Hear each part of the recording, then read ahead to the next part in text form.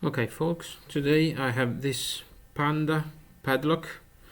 I don't know which model it is, but in my collection it is number OA. Well, this is peculiar because it is very hard for me to find a proper tensioning wrench, and so for this one I had to try everything. I tried top of the key, but this gave me not enough room to operate around the pins, and I tried all of my bottom of the key tensioning wrenches, but you can see, I do believe you can see it, it has this very tiny portion of metal, I don't know how do you call it, and this is not enough to have proper tensioning without having the tensioning tool to slip in the way of the lockpick. And so this was very hard for me, and finally I found a way in which I'm not inserting the tensioning tool inside, because this would make the tensioning tool slip.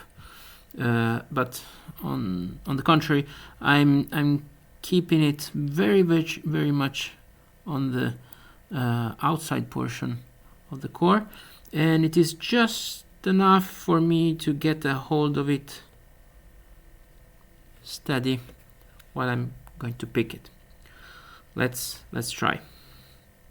Number 1 is springy, number 2 is binding. Alright, just a little bit of pressure on number 2 and it got to a set, and now we are in a full set. Number 3 looks useless.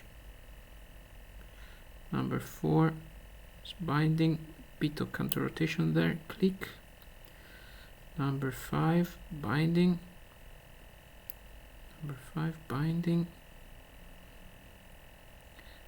and I do not feel the counter rotation. Probably it is set already, I don't know, maybe it was not. Alright, number 1 was binding again and we got this open. Obviously the tensioning tool fell off because it was not properly inserted, but you know, as many beginners, I'm working with the tools I have. I do not have a lot of wrenches, and probably with the proper size for bottom of the key tensioning, I would have had very much fewer problems. And anyway, we got this open, and I thought this was very interesting. Also, it is very interesting because when I first opened that, I was using this wrench.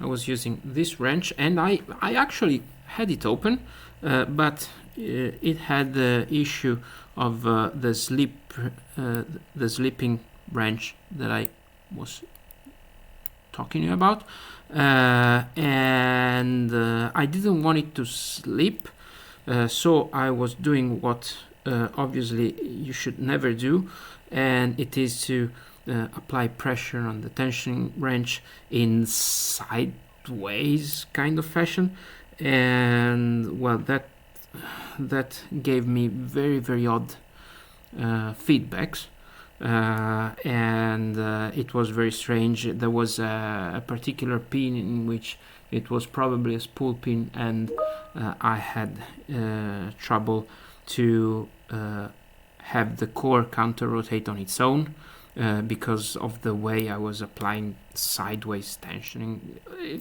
I mean, it was an interesting lock just because of the way it is not possible to apply proper tension with any of my bottom of the key tensioning tools. And that's it.